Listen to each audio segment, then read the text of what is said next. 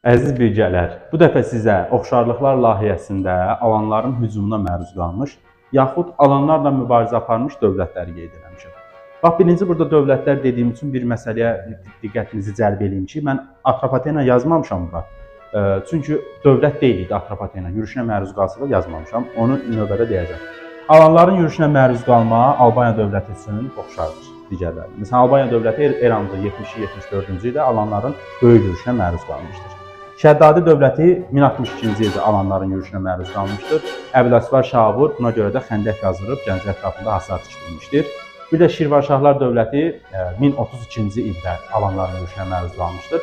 Onda da alanlar Slavyanlarla, Sərrilərlə bir yerdə yürüş etmişdir.